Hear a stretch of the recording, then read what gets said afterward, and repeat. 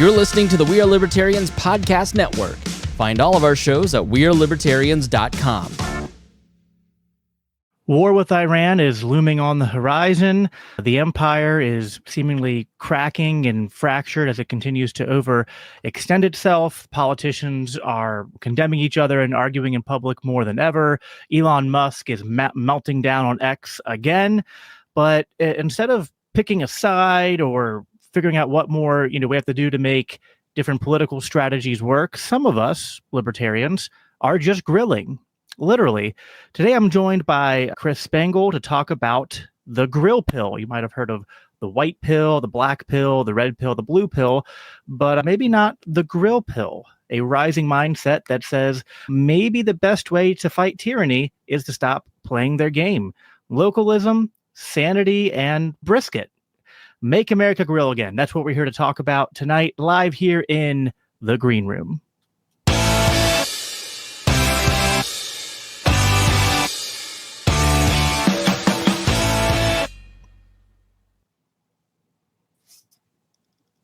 Awesome.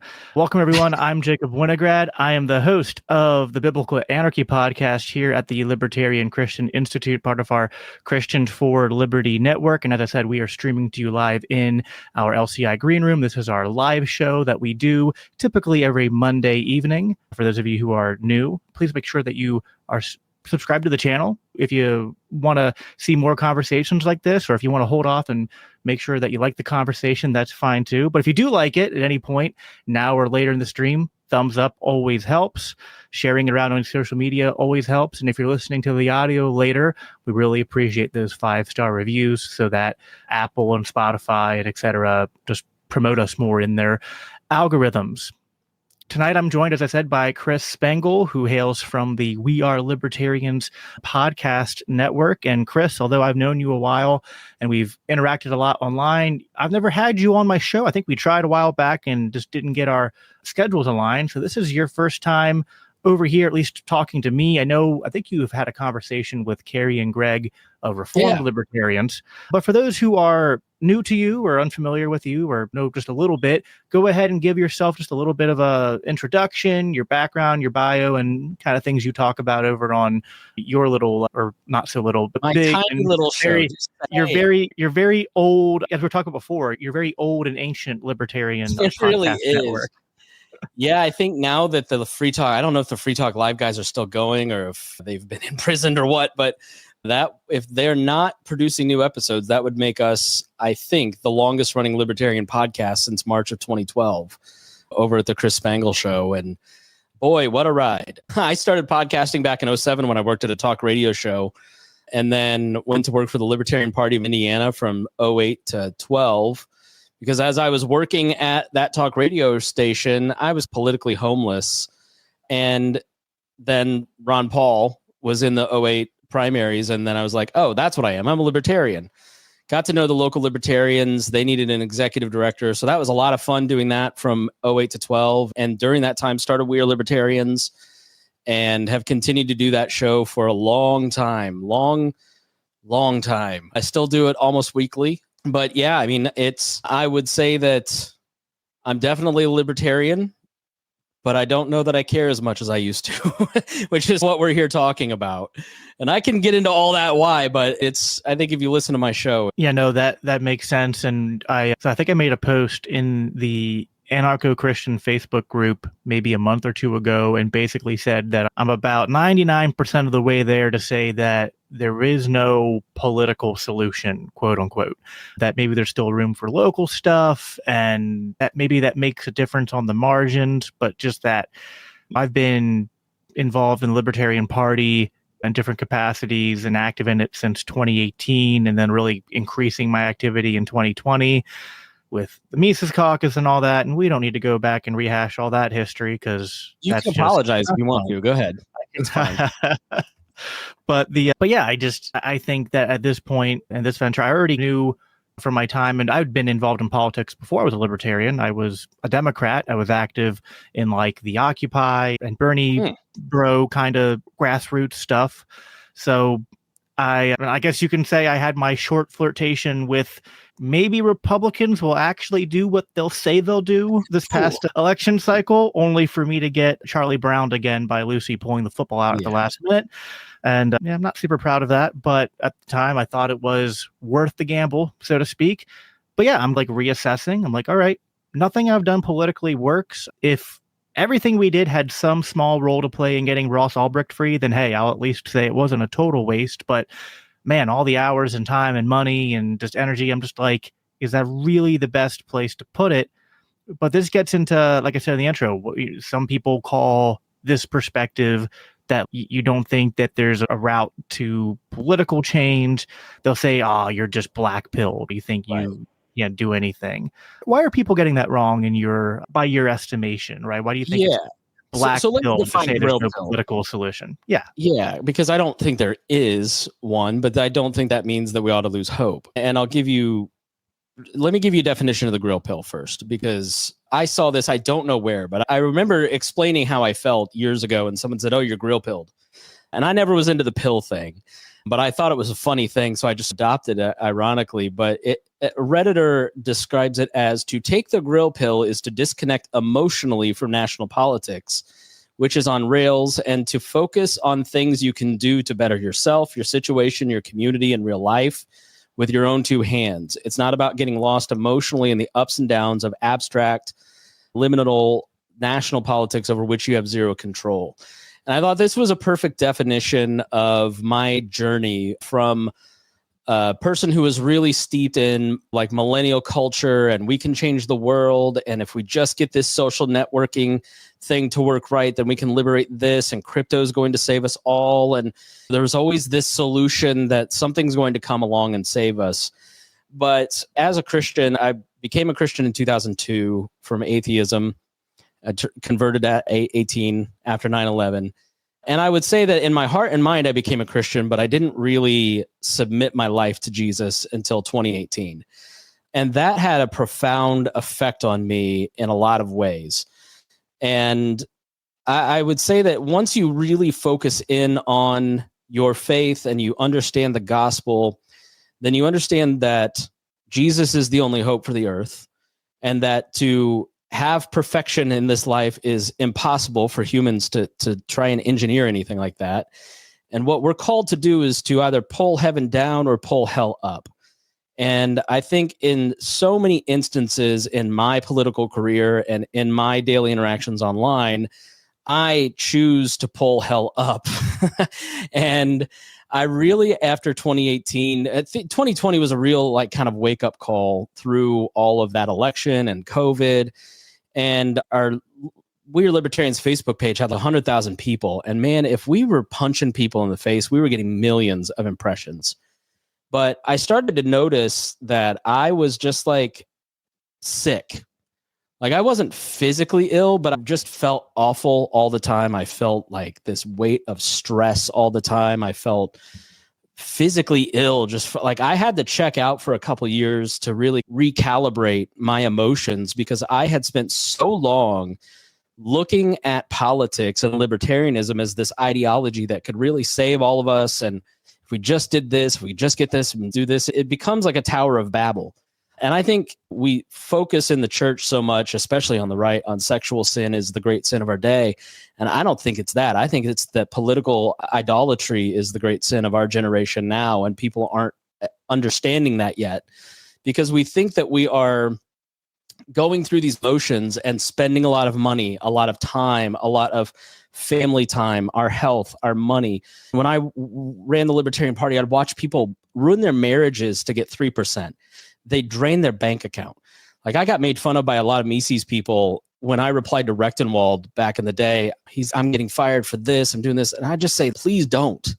Like you're doing it for people who do not appreciate it, first of all.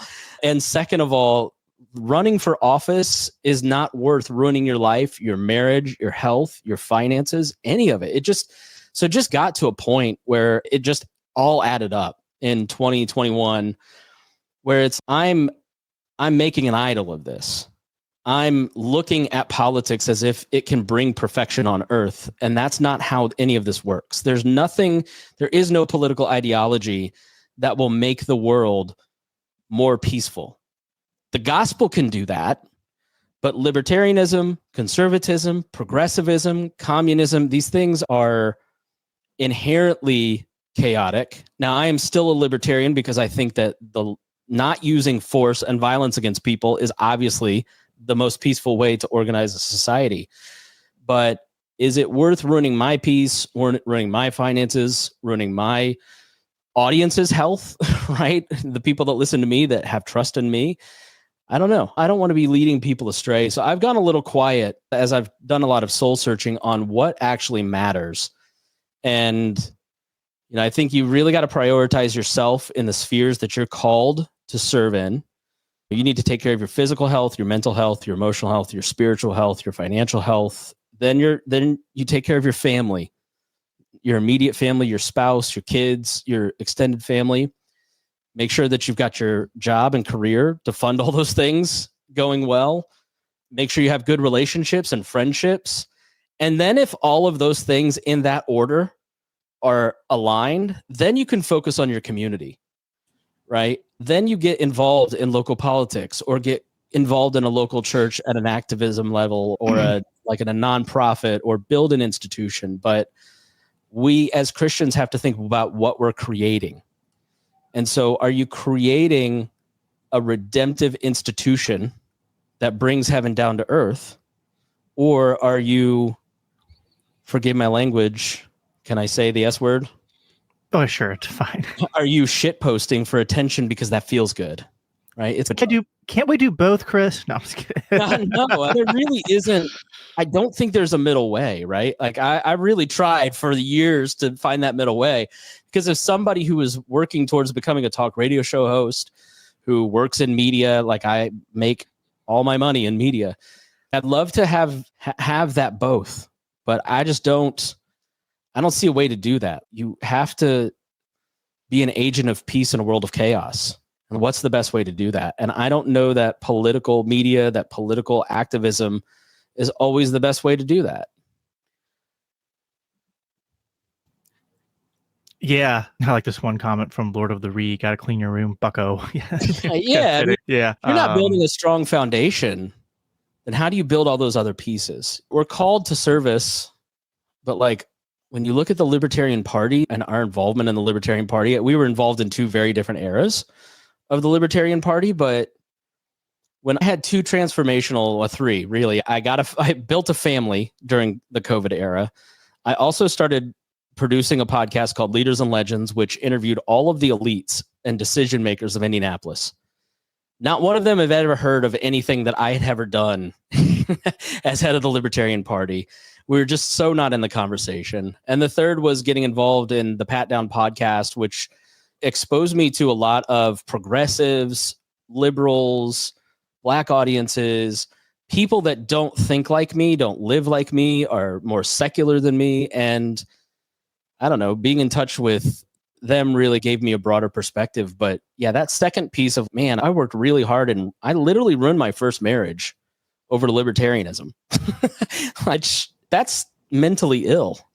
Yeah, I certainly put a strain on my marriage because of how much I got involved, which led to needing to scale back because I was just taking way. To some extent, part of the problem is specifically, at least with Libertarian Party politics, in that there's not enough people to do things. And so you show up and you can easily just start, oh, you want to be on this committee? Oh, you want to be on this committee? Oh, you want to chair your county party? Oh, it's like you want to be a delegate?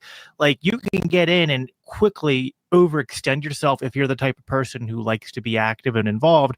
Whereas, and granted, I don't have personal experience with the Democrat or Republican Party at that level, but I imagine that they're just pulling from a bigger pool. So they'd probably find something for you to do, but you're probably not going to be like, oh, we're going to give you 8 hats to wear all at once. It is the exact same. I'll tell you, we say that about the Libertarian Party, but because I work for a newspaper, I've been involved in the local political establishment for 20 years.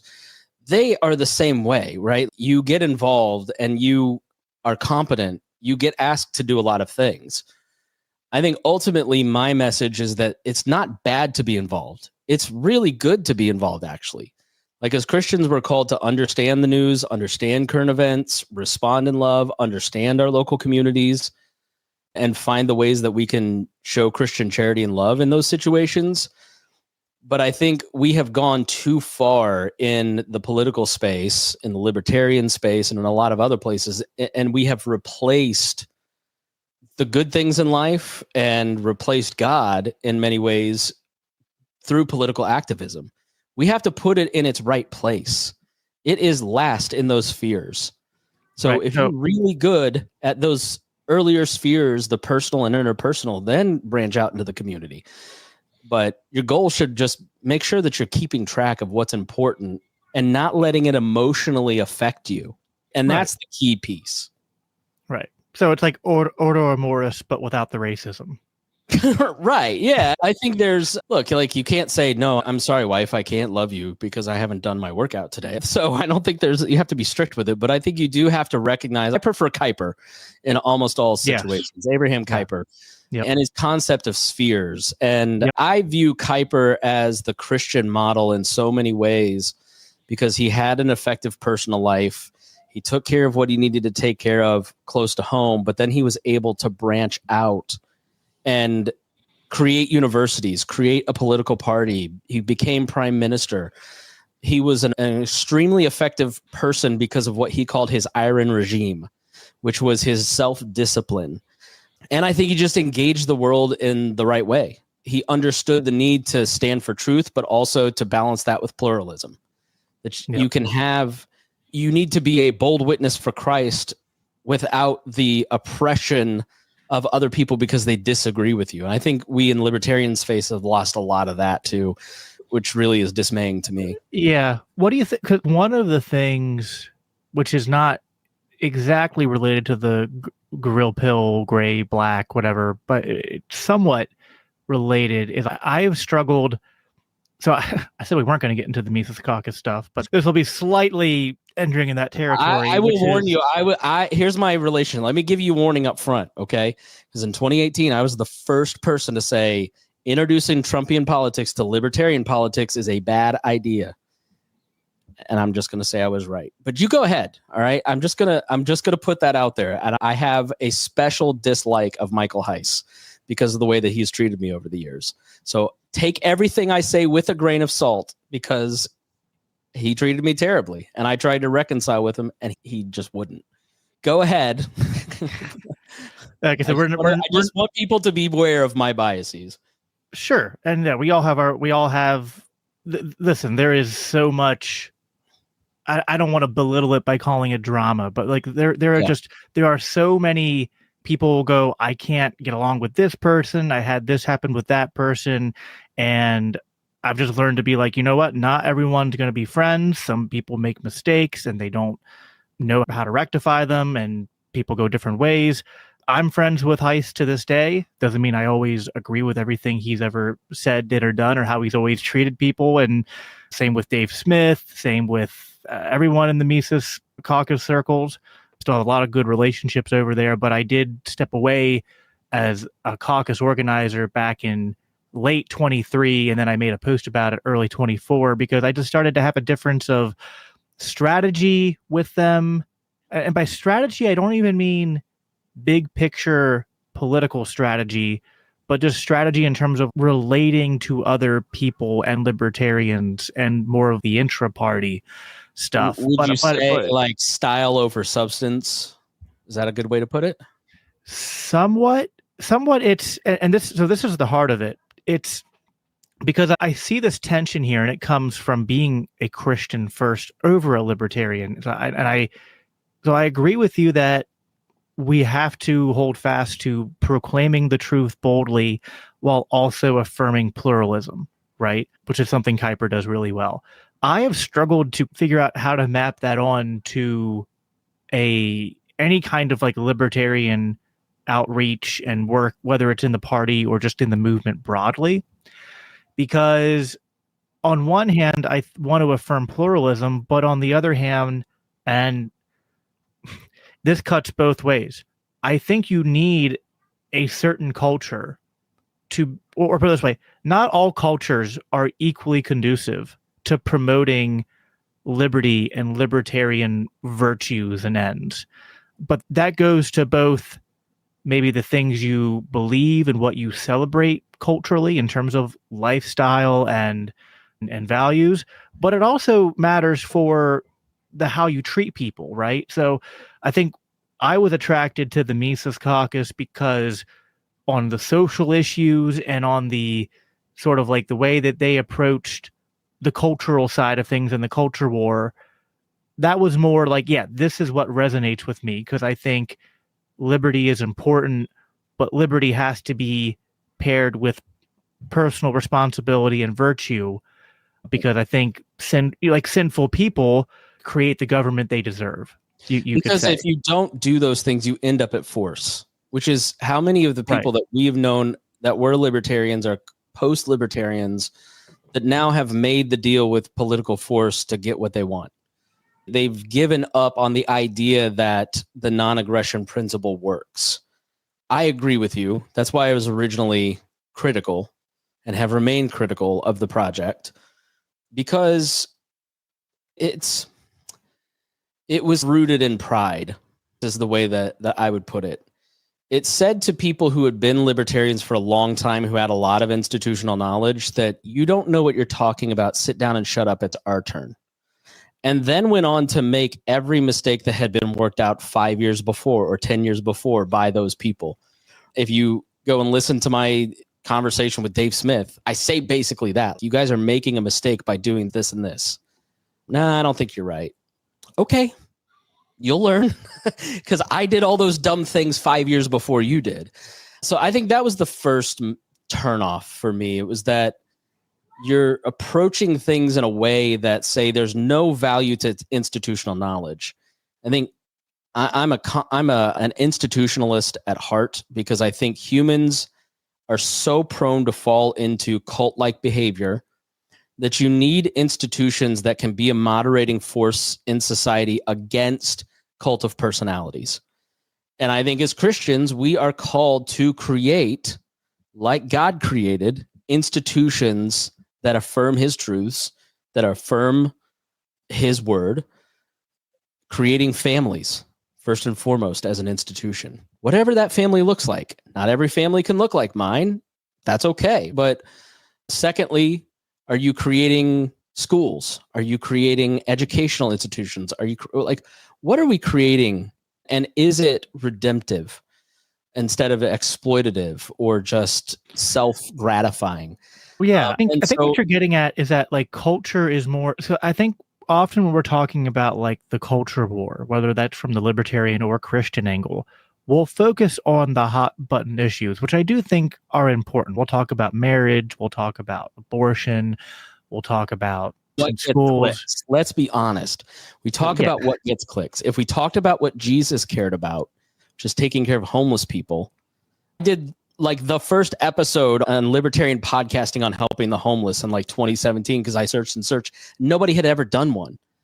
But you could find a million podcasts about same-sex marriage or gay marriage or whatever, because it's what gets clicks, and that is our ears being tickled. It's perverse compared to what God wants us to focus on and bring light to.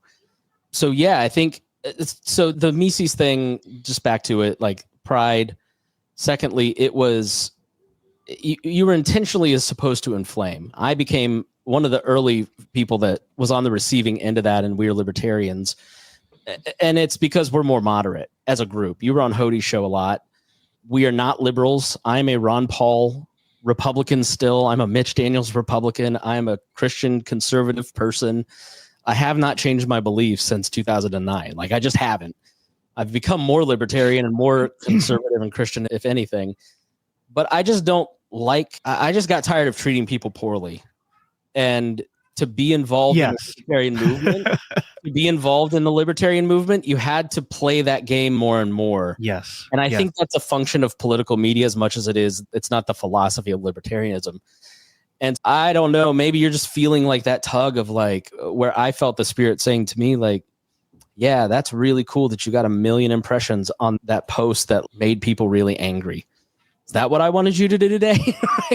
And the other thing that just comes to mind is that part of culture isn't just the issues I was talking about, but it's also like what Paul says in 1 Corinthians 13, that like all the gifts of knowledge and of prophecy and because like in 12 he lists all the spiritual gifts and then follows it up in 13, which a lot of people quote in like their wedding vows, but really it's about more than just romantic love. It's this idea that all the things we do really amount to nothing, that they will not bear fruit if love isn't at the root of what is driving us. And so as much as I resonate, and even today, resonate with a lot of the Mises Caucus style in terms of like on the issues, and even sometimes still on like big picture strategy, I will often sympathize with them. But what caused the divide was that they were often animated more by the hatred of those who were in their way, not just the hatred of the state, but the hatred of other libertarians who didn't agree with them. And there's a lot of reasons why I think the party has not done well under the Mises Caucus since the takeover.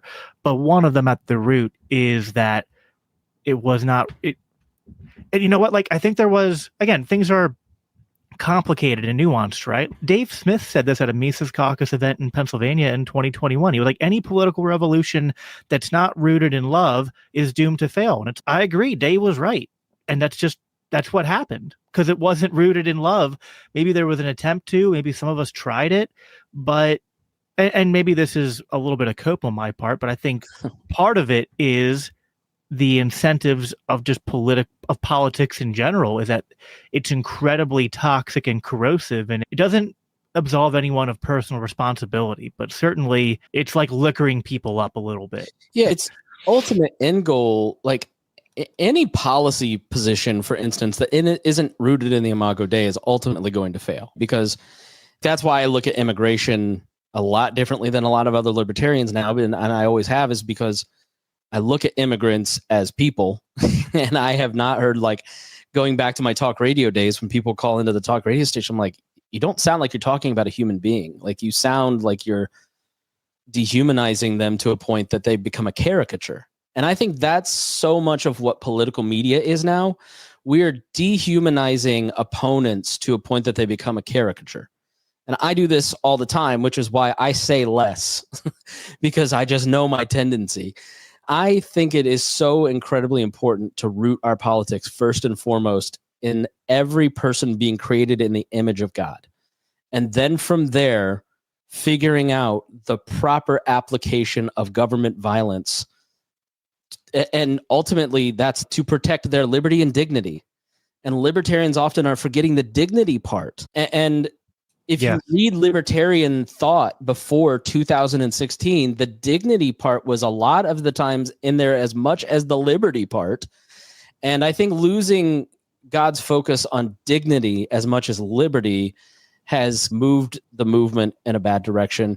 But yeah, I think there is a decided lack of Imago Dei in libertarian discourse today.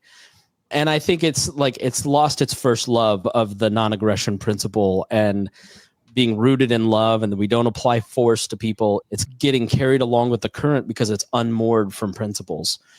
I've got like a whole series on libertarian principles and some of the stuff we're talking about that I'm going to start rolling out on my show, because I just think it's so important to get back to principles. And my friend Brian Nichols, whom I love, is like, nobody gives a crap about principles. And I know, but look at the end result.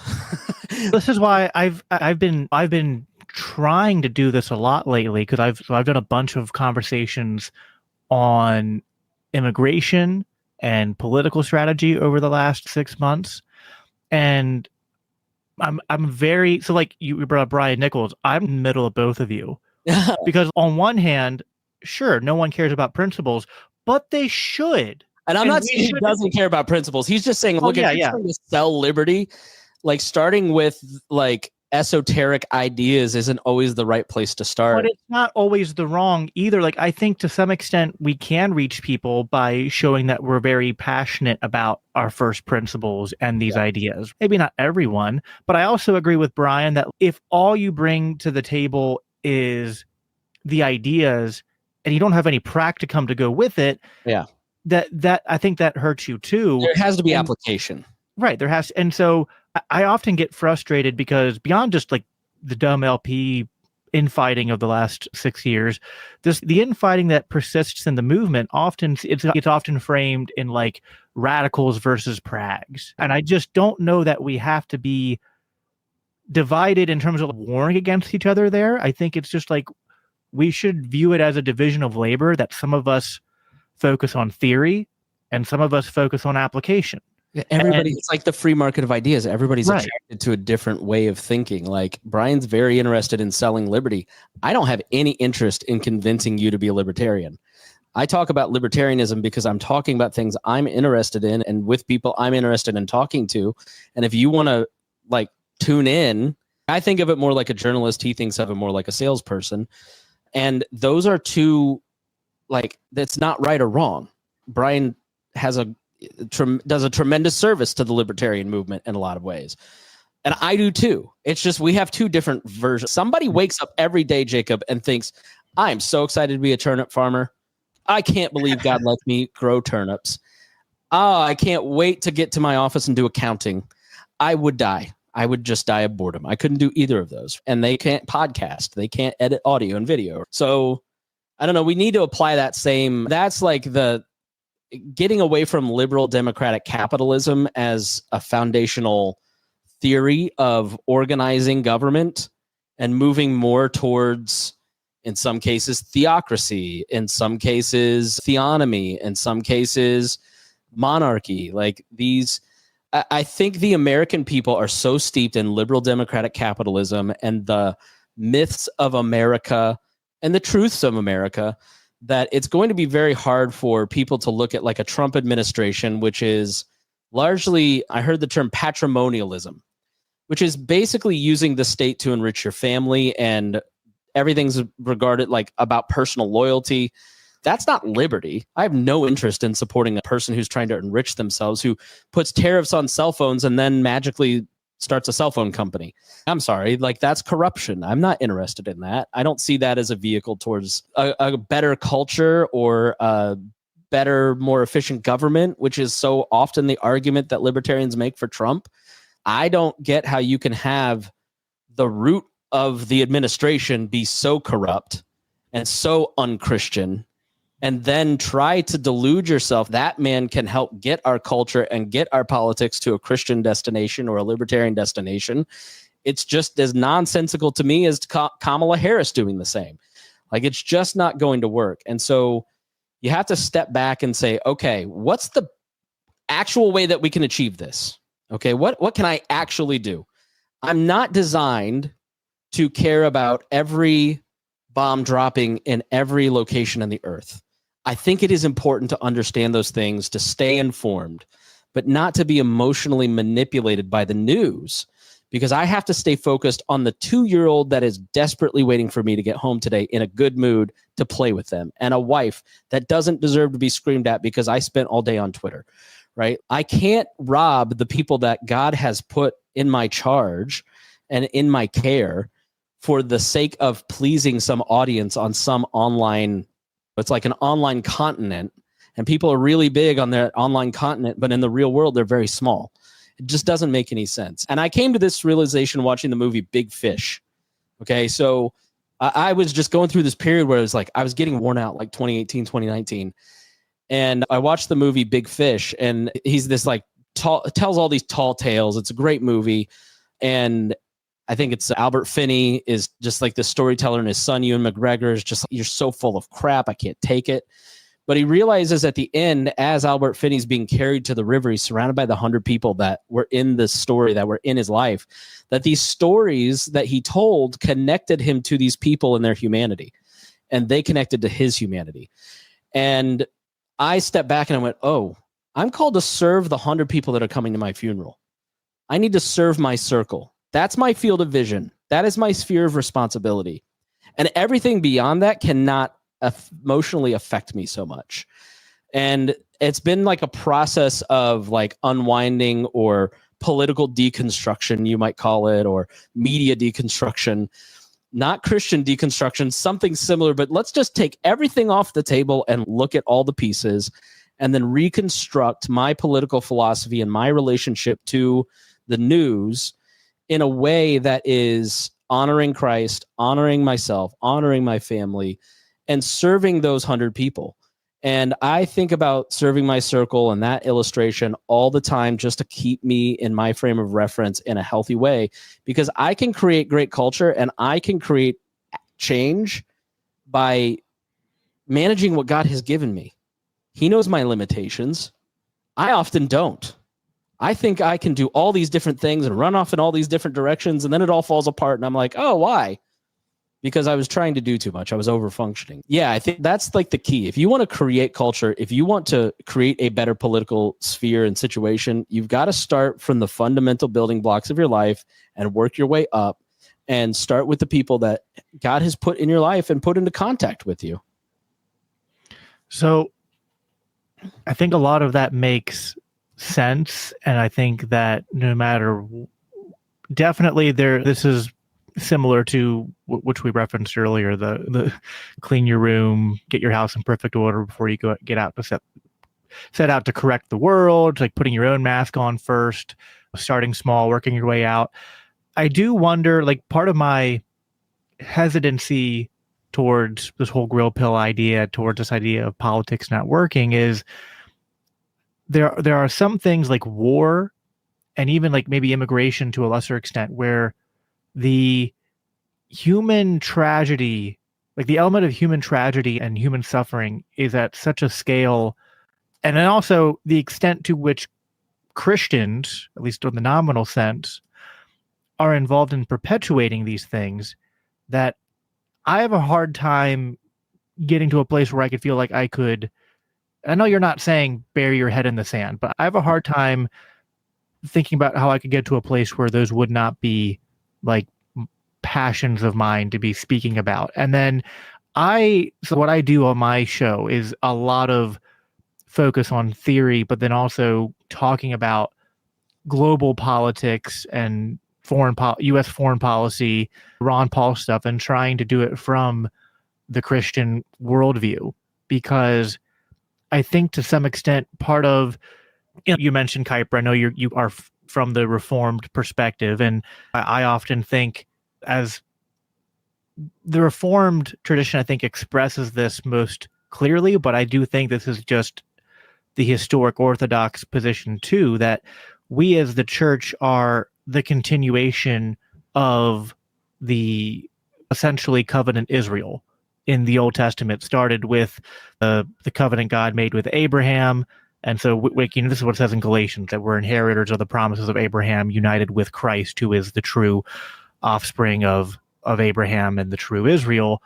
And so I think, like, the things that Israel was called to be, I think we as the church are called to be. Like, we're to be a blessing to the nations. We're to be also, I think, like, at many points, Israel's prophets filled this role, or even like people like Moses filled this role. Like, when we see injustice, I think we're supposed to be a prophetic voice that speaks out against that, right?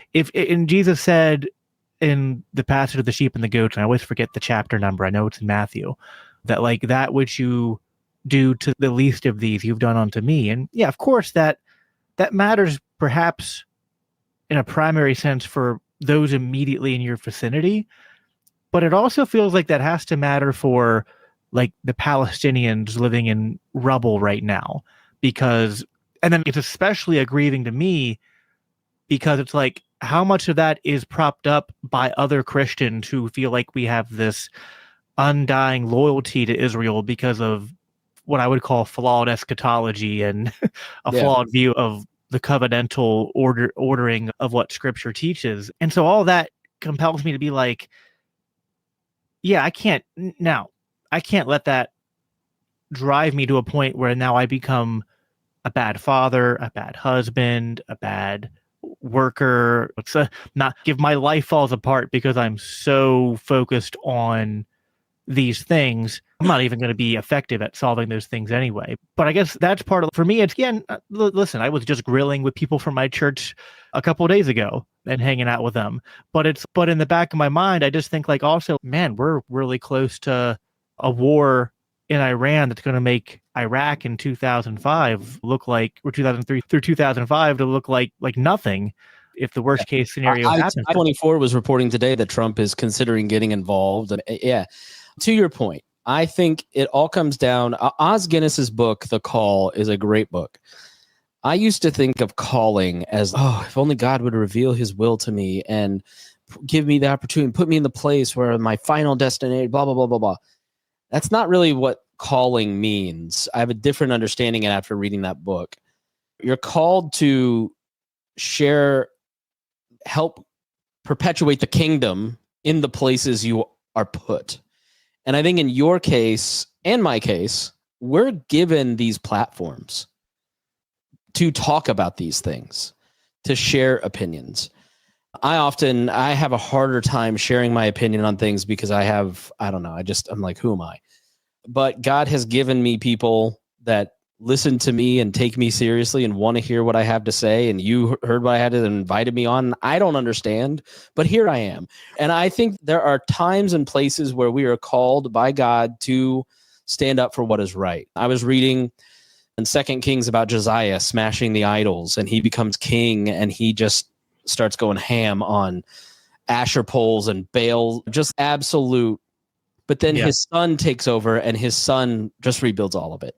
Yep. I think we have to have to put a pin on this. You're called to do this, to share that opinion, to challenge status quo ideas, to look and examine things in the church, right? Like the Megan Bashams and the Hank Hanegraaffs of the world are called to look at these things. And sometimes I think some of that goes too far. It's a little too much like what we were talking about earlier, where are you being divisive? But I do think like Julie Roys and Megan Basham serve their purpose, where they come into the church and they say, look, it's not right for James McDonald to be oppressive to his staffs. It's not right for Stephen Furtick to spend $5,000 on a pair of shoes. It's not right for these organizations to fund things that are explicitly unchristian. I think there's corrections, and people have to speak out and say Israel's covenant in the Old Testament is different than it. Why are we sending money to Israel? Why are we like going through all these different things? I don't want to lose the thread and get into an Israel conversation, but that's part of your calling. You're given this thing to do, and you have to steward it well. So I'm not saying don't be involved in those things. I think it's about having the right perspective on things. First and foremost, are you approaching it with a humility and through a Christian worldview? And are you trying to find out what God says about how does he view Israel? Because I think that's first and foremost. I think like I said, your average person has to be informed. They need to understand these things. We need to know what truth is. You cannot do that if you're not reading newspapers, magazines, and books. Like, it's just not enough to and listening to podcasts. But even then, like, the only way to fact check a podcast is to read a bunch of books. The only way to do a podcast is to read a bunch of books. It's to read a bunch of news. It's to understand what these things are and what's true and what's not true and how to challenge it. So, like, I'm not saying check out at all. And I know that you aren't saying that because you acknowledge that. But if you are called to be an electrician, if you're called to be a teacher, are you neglecting those callings for social media attention?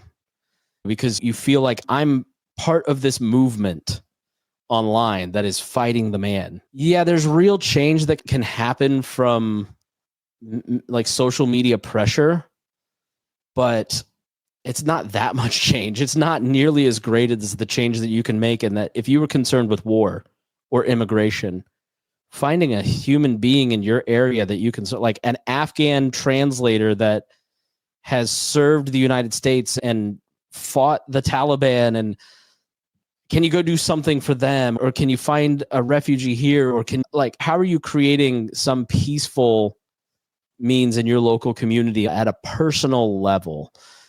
I think social media has to factor into this conversation heavily as much as politics, because we confuse action for achievement. Social media makes us, and the Libertarian Party makes us feel that because we're doing an action, we are achieving something. And that is not always the case. And so what is the achievement that God wants for each of us? It is to share the kingdom and spread the kingdom and share the gospel. And witness to other people through our lives and be on mission in our regular lives. And I can't really do that online. I'm just a poor Christian online. I'm just too mean. I love fighting. I think it was in my conversation with Dave Smith where I love to argue. I love to be combative. He loves the fight. I do too. I love it too much to the point that it's like an addiction for me. So I try not to do it. That's what I'm saying is, if you don't ever get close to Jesus and make him an active part of your daily life, you're not going to know what the right amount is. That I certainly agree with. And I think there is a sort of putting the first things first to all of the things that we're talking about, even the things at home, right? You're not going to get your marriage right. You're not going to get your work to leisure and family time and balance. So yeah, that relationship with Christ and being plugged into the church and having accountability to other men of God, or if you're a woman, to other women of God. Yeah, like that stuff is like the building blocks of just anything that you want to do worthwhile in your life. And I agree with that 100%. That's the grill pill. The grill pill is being concerned and being aware, but not being emotionally dependent on that drug and having it in its proper place. And even if you're coming at this from a secular perspective, and you made it this far and you're a secular person, are your relationships being affected by your political awareness, your news junkiness, are you actively harming yourself or your finances or your relationships with your political action, I think we've all seen people on all sides over the last 10 years make their whole personality and jettison entire relationships and friendships. Part of that is a discussion of values. But if you're disconnecting from people, you oftentimes don't have the ability to discuss your values in a way that is healthy. Sure. Yeah. No one. That's a huge problem. This is where the whole libertarian autism thing comes up, right? Because, yeah, and 100%. I remember I was attending an elder and deacon class at my church for people who were like that the church identified as like prospective deacon and elkin. My gosh, deacons and elders for the future. And one of the things that they talked about was that something that can be very dysfunctional to a church and to a church community is when people hold things in a different emphasis, even if they agree on the core thing. Yeah. And not to say everyone's going to have the exact same emphasis, but that if like you can get carried away with something to the point where then you're raising it to a level where it starts to diminish other things, which are also important. And so that it can become imbalanced. And I think that's kind of part of what you're saying there, which I agree with. I think there's also an element of, this is the true of everything in the Christian walk, I think, where it's balancing the praxis with our trust and hope being in Christ. Because like, I obviously think that, especially as a Reformed person, I think that ultimately what leads to someone being saved is more the act of the Holy Spirit acting on someone's heart. But I also know that God uses, as part of that process, the preaching of the word and the acts of service of us, the body of Christ. And so what we do is important, but if we start putting all of our hope in, I have to go out there and do this, and that's what's going to save people, and then you can get rather almost like cage stagey in your evangelism, rather than a mature Christian knows that I'm going to do what is within my control and the rest is up to God. And you put your rest in that. It's like that, the serenity prayer, give me the courage to change what I can, the trust to endure what I can't, and the wisdom to discern between those two things, the things I can change and things I can't. Humility. Where is the humility in so much of what we're doing these days in the libertarian movement, in political media, in politics? Like, to be humble is to actively harm your ability to get Patreon subscribers and advertisers and downloads. And so I think in a lot of ways, political media, please share and subscribe this number. Yeah. And I think, look, this is a blessing to have the ability to do these kinds of shows and have these kind of conversations that are unfiltered and uncensored. And that is a huge part of it. But I also think we have to look at what is the end game if you make this a career. And what is the incentive structure for a Tim Pool, a Charlie Kirk, I don't know a Democratic analog. I don't really pay attention to progressive stuff, but what for Cenk Unger, like what is their incentive structure? It's audience capture. It is making sure that they never say anything that turns their audience off, that turns that spigot off, that turns their movement against them. And it's especially difficult in the Trump MAGA world, where you have somebody like Elon Musk, who one day is the GOAT and then the next day a GOAT, right? Because of his personal opinion of Trump. That doesn't tell me that you're a healthy movement in any way, shape, or form. And it goes back to something you just said, like everybody has their own gifts. We all bring that to the church. And that was a foundation. If you go to the About page of We Are Libertarians, that was like born out of my experience with the Ron Paul Republicans in 2008 to 12, because there was this sense of arrogance and entitlement that we're not going to get involved in the libertarian movement. We need to go into the party and we need to fix the Republican Party and change it from the inside. And so when the Mises guys came around, I was very excited that finally we're going to have some merging of we're allies and working as allies. But if you look at the About page, like everyone brings something different and valuable to the libertarian movement. And that value has not been protected and encouraged in the last 6-7 years, to our detriment, because we're all a bunch of weirdos, but you may not be my flavor of weirdo and I might not be yours, but I may be somebody's, right? Well, so let me share something that's personal that gets right to the heart of this, that I had to really wrestle with, because when I realized it was incredibly convicting.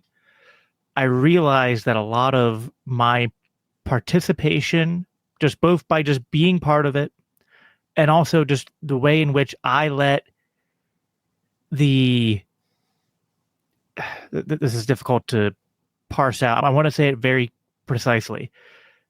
I walked into the party and in the Mises Caucus, and there was a lot of, and I'm sure you would agree, as much as we can assign blame and bad behavior to people on that side, there was a lot of it coming from other camps and sides within the party apparatus as well. And I walked into it a little naively, innocently, got blasted by it, and that made me resentful. It made me bitter. And it then played into my ability to just get angry and feel very self-righteous and justified in returning evil for evil, tat for tat, right? And then when things got cartoonish enough that it snapped me back to reality, and then I started to really in a good way deconstruct my time there, I was like, how much of my behavior and involvement was the opposite of a good witness for the gospel? Sure. And I think that's the heart of what we're talking about.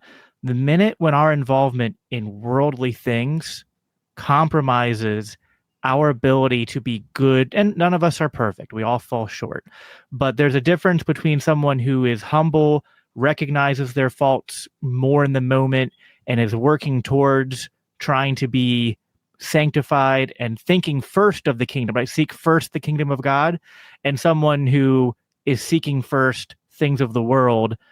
Christ becomes an afterthought, and then the fruit that's born from that is just not good fruit, and it does not provide a good witness and testimony for the gospel and for the idea of lives being transformed by the gospel. And as much as we like to think that we are immune from Satan and evil, we are not. We are very malleable people. Look at the COVID era. And there's a reason that Satan takes Jesus to the top of the mountain in the third temptation. There's a book called The Third Temptation that's about politics and Christianity and this general concept of this is Satan's playground. Why do you think politics and political power was Satan's to offer to Jesus in the third temptation? And what did Jesus say to Satan? Get behind me, Satan. He rules over everything, but this is specifically of the world. And when you come into this arena, and how many libertarians have you heard say they have a Fed following them? Or they watch House of Cards. I was doing politics during House of Cards, and we all thought we were in House of Cards. It was cosplay. and you become delusional and prideful and just arrogant. And it's because you are putting yourself into a system that is inherently prideful and arrogant and encourages evil behavior. And encourages dehumanizing people dehumanization. too.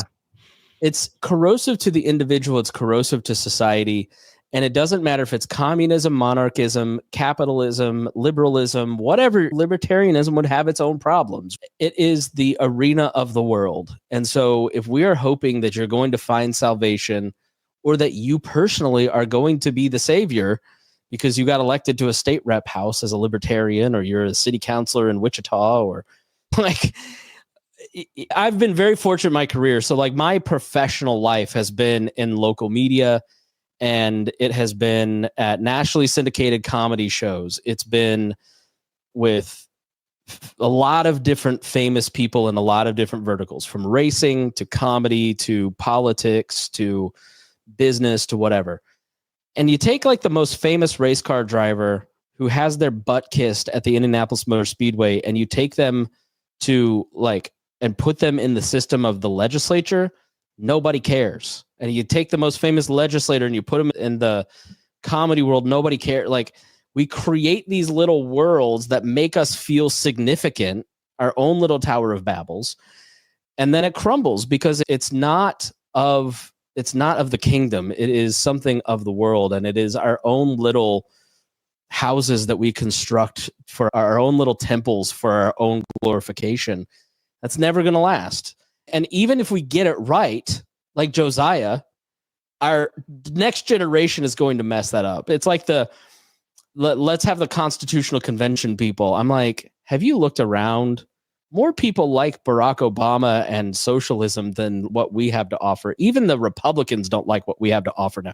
We're going to open up the Constitution and let a bunch of socialists and conservative socialists like read. This is just the world. And so I know that we can become disenchanted. There's an audiobook that I'm listening to right now called Cultural Apologetics by Stephen Gould. It's a lecture. And I'm on the chapter right now where he's talking about C.S. Lewis and the illustration. And it's an audiobook, so I don't know all of it. But like C.S. Lewis writes about a bicycle. At one point, it's just nothing to you. It's machines adults use. Then it becomes everything. And then you like become disillusioned with it, disenchanted with it, and you like cast it aside. And then eventually you come to appreciate that thing again, and it's re-enchantment. It's just talking about how can we re-enchant the world with the gospel. Because the gospel is the only thing that can bring hope. It is the only thing that can bring redemption. It's the only thing that does bring life. It's really, at the end of the day, our only hope. And so why would we go chasing after all of these little castles in the air that are going to crumble, this is what Jesus was talking about when he was saying, build your firm foundation versus building on sand. Yes. Yeah. I think it's almost, because I agree. I don't know if I would quite express it the way you did. But when you were talking about how you're still a libertarian, but it's become less important. It's not my whole identity.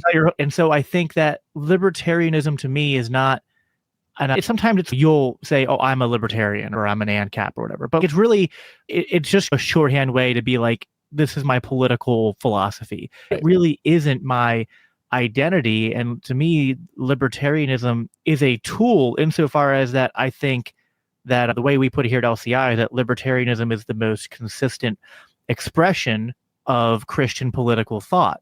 So when we're talking about what's the role of government as Christians, and also what's the role of government when it comes to the market and economies and things like that, I think libertarianism is really useful in building on what the Bible already gives us. Right. It's like doing like the Bible is not anti-science, but the Bible gives us a worldview, and then you can use that to then use the scientific method to improve human life and flourishing, and even improve what we do for the kingdom of God. And I think libertarianism can do that. But what I think a lot of people do is they live as if libertarianism is it's what they're putting their hope in. And I think even a lot of people, probably like me, who are Christians, we are guilty of putting faith or hope in the party or a caucus or a thought leader, even Ron Paul himself, and thinking this is what's going to save us. And then all that comes out of it, something that comes to mind is the passage in, I think, 1 Peter 2, and this is the one where people often quote out of context just the line, honor the emperor. They miss so much of what comes before that, because honor the emperor comes at the end of this long refrain from Paul where he's saying that you are a royal priesthood. You are to live, again, connecting to that we inherit this sort of like tradition of Israel that like and again, this isn't, but some people, I just know people hear that and they think, so what, it's replacement theology and you hate the Jews? No, this is inclusive of the Jews, that it's the Jews and the Gentiles. There is no Jew or no Greek. We're all one in Christ. It's one continuation of a covenant people that was started with the Jewish people, but now it's not of the flesh, it's of faith, but we are all called to be this royal priesthood, a holy nation, so to speak, not an earthly nation, but of Christ, and to live as sojourners in this world. And so that's why he then says to be subject for the Lord's sake to every human institution, whether it be to the emperor or to governors or whatnot. For the will of God is that by doing good, that you will put to silence the ignorance of foolish people. And he says that what you need to do is to keep your conduct among the Gentiles honorable, so that when they speak against you as evildoers, they will see your good deeds and it will glorify God and you'll be blameless before others. Like that I think is part of what we're talking about too, is that like what I was talking about in terms of my own personal journey through this was that I was almost, because there's this emphasis at the end of it where it says, fear God, honor the emperor. And what I had done was inverted that. I was fearing the earthly powers. So my hope was no longer aimed at the cross and the empty tomb. It was aimed at, I still think it's important to speak up against the powers. We struggle, but that it's more than just the earthly institutions, because we don't struggle against flesh and blood. Yeah, the more you read the Bible, you understand Matthew 6 and anxiety more. There's a lot of stuff in my personal life that I don't talk about that is very stress-inducing. And sometimes you just have to go. We had a situation that's going on right now where it's money. And man, how are we gonna make this work? Yep. And our car had been totaled in February, I think it was, and we'd just gotten around to taking it in. This is drivable, but it's probably going to be totaled because it's over. And right at the moment that we decided to take it in, it gets totaled, and we get a check for not just the loan, then some, that covered a bunch of stuff right at a time where we're going to have a baby on Thursday. It's Monday. It was just such a clear example of God providing. I've been on a big Phil Robertson kick lately, and he was talking about he had $600 bill payment that he had to make one day. He's like, let's just go check the mailbox, and $610 showed up in the mailbox. That provision has happened to me so many times. I'm not saying Jesus is my piggy bank, but I'm saying that like when I had a situation where I just had to say, I have no way to solve this problem. I have tried. I'm sorry for spending the last month worrying about this and trying to come. I'm giving up on this. I just have to trust that you're going to take care of us. And then the next day, he takes care of us. George Mueller is incredibly inspirational on that line. But like, where's the political version of that for us? That you are so trusting of God that he cannot fight for liberty, freedom, and dignity. Like, it's that we have to do it. We have to get in there and fight for it. And that's why I'm a big fan of pluralism and Kuyper's model is because like we don't need force to tell people to live in these certain ways. And that's going to make the culture better, because now we've used force to make we're going to make every gay person not have a marriage. Okay, that's like the opposite of actually getting people to see your worldview as a positive. And we learned that. Why do you think we've had the backlash? The reaction over the last 10 years is a reaction to the 10 years prior. Instead of just saying, I wish every family the best. My wife and I, we decided to wait till we got married to have sex. We Good obviously on you, man. we're obviously not virgins, but we decided to do it differently, and we experienced a level of intimacy before that was different. We had 5 miscarriages before Matthew, and God provided. That's why Matthew's name is Matthew Christopher, God's gift to share Christ, basically, because so many people were praying for him. Our family unit, we're very open and public about like our family unit, because I want people to see, like, you knew me back when I was divorced and wild and doing the wrong thing and how miserable I was. And I want you now to see this picture of joy and happiness that I have because I'm living within God's rules and what he wants for us and his will. And instead of just, I'm going to live this way and let people see the peace, the joy, the hope that I have, and hopefully they'll be inspired by it and build a relationship with them and share these thoughts with them. Like, we just lose all trust in God's ability to be partners in that evangelical mission that I just shared, and say we need to use the force of state. I know we just need this, we need that. Like, it's compromising at the end of the day because you don't trust that God can build an amazing culture. You don't trust the gospel's impact on individuals and society. It's crazy. I can't remember what episode I almost made that exact argument on before, but it was on Christian nationalism. But you can say the left has their own version of this too. With the left, it's, if we don't use force, then like people will starve because capitalism won't provide for it. And with Christian nationalism and right-wing reactionaryism, it's all, if we don't use the force of the state, then like sin will run rampant, degeneracy will run rampant. Yeah, the great sin of the progressives is Rudolf Steiner's threefold social order, right? You either are solving problems with profit through business, force using government, or compassion using charity. And conservatives and Democrats alike, Republicans and Democrats alike, see business and profit and government and force as the only legitimate ways to solve societal ills and to solve problems in the public sphere.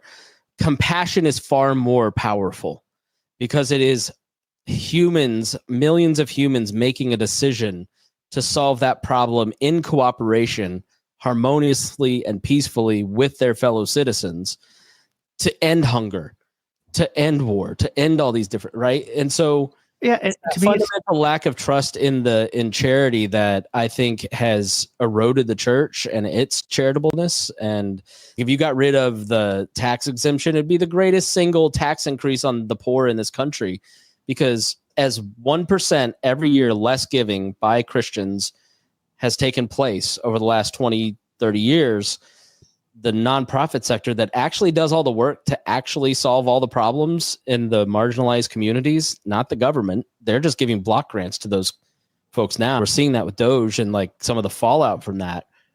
Like, it's Christians that have to step up and take ownership of that third order and show that libertarianism can work, that compassion can be a way to solve problems, and not profit's not bad, but capitalism inherently can dehumanize people and turn them into parts of a cog, right? And so you need redemptive capitalism to be a partner to the compassion sector and minimize the amount of force that you have because of all the reasons that obviously we would agree on.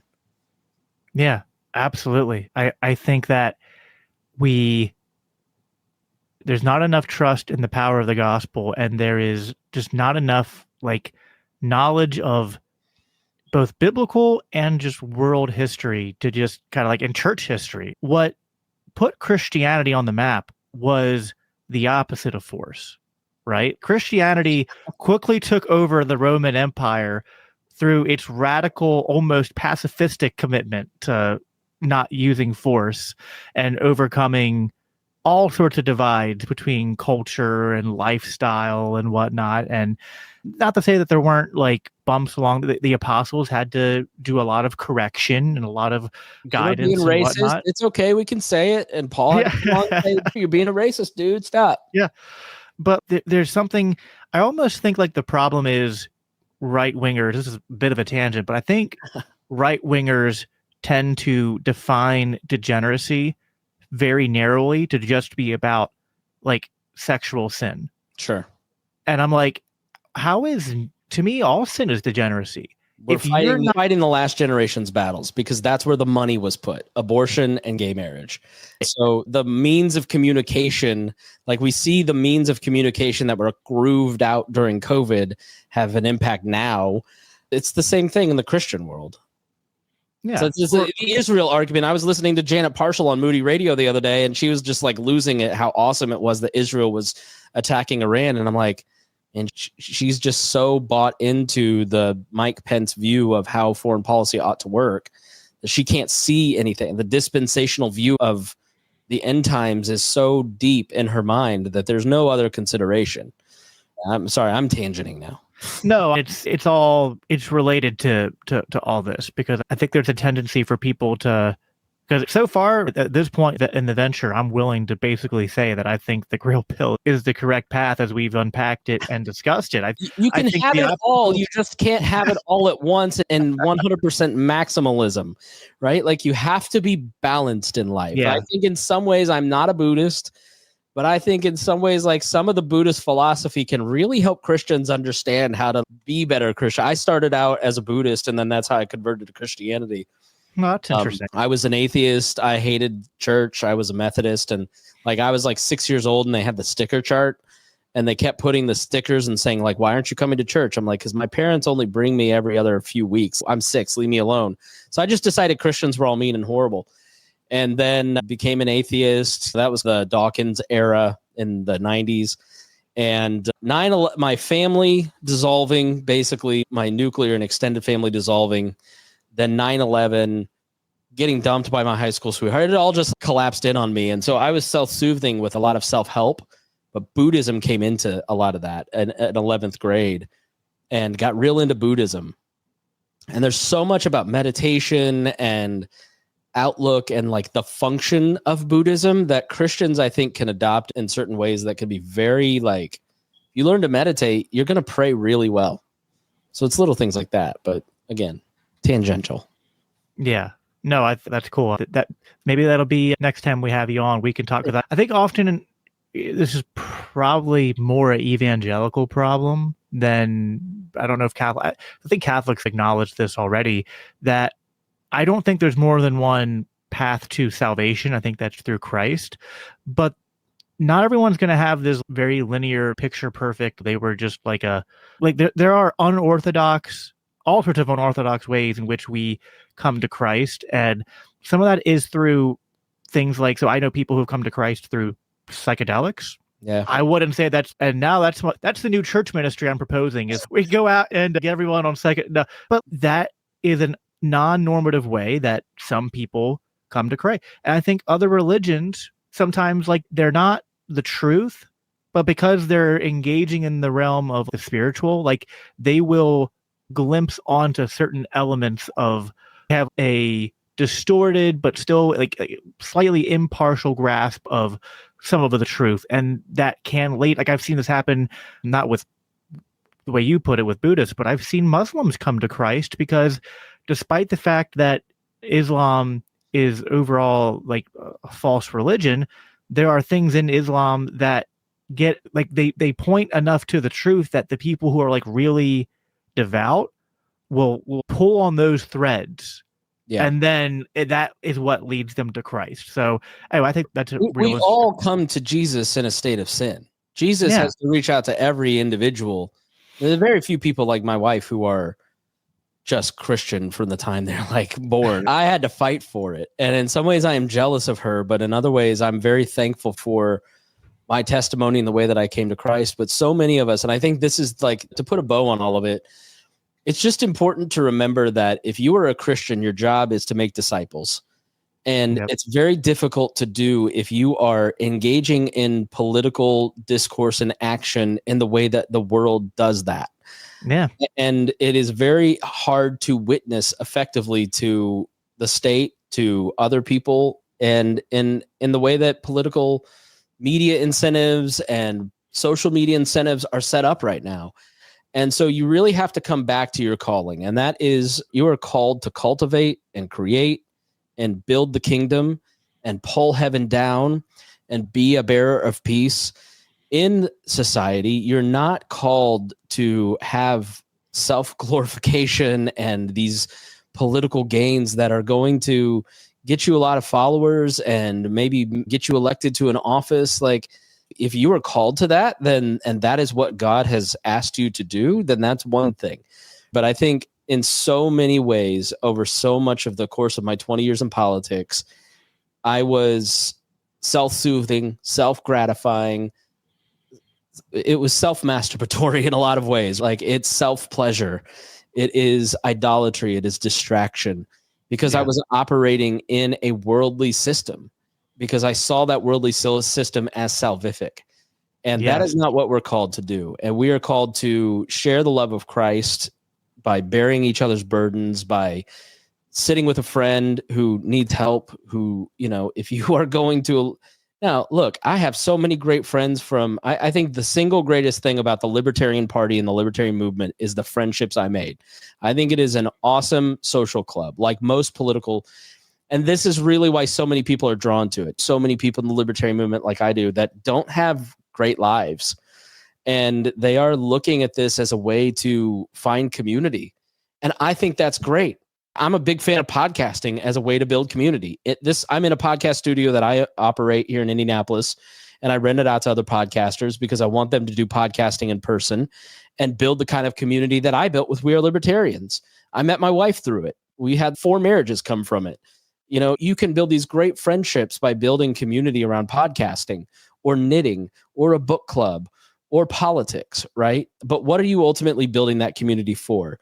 It is to be missional. It is to reflect the love of Jesus, to build friendships. And if you are using politics as a means to jettison relationships, it's like you just don't have... you don't have the correct view, right? If you're a secular humanist and you just exist in the culture that we have and you never question it, then I guess you would look at it and go, we can't be friends because you're pro-life. Okay. I literally think you're a murderer, but I'll be your friend, but you can't be my friend because I think it's a human life you're killing. Then I guess that's how it is, but I'm still going to love you and we're still going to be friends. So I don't know. I'm rambling at this point, but yeah, at the end of the day, like, politics has to have its right place. And when you do that, I can promise you it's scary to let go of that identity. It was terrifying to say, I'm not going to be the Libertarian podcast guy anymore, because it was my whole identity for a decade. And now I'm a dad, I'm a husband, I'm a friend, I'm a volunteer, I'm a churchgoer, I'm a podcaster, I'm a libertarian. Like, I have all kinds of... I've diversified my emotional portfolio, and politics has its right place. And that's what the Grill Pill is about. It is about saying, I'm not like... A big part of it was this podcast by Tucker Max and Jeffrey Miller called Mate. I forget what it was, like What Women Want or something. But they did this podcast called Mating Grounds. And it was like, why aren't you getting women? Well, because you don't have a good job. You can't pay your bills. You play too many video games. You're fat. You're not taking care of yourself. You're like, why does society suck?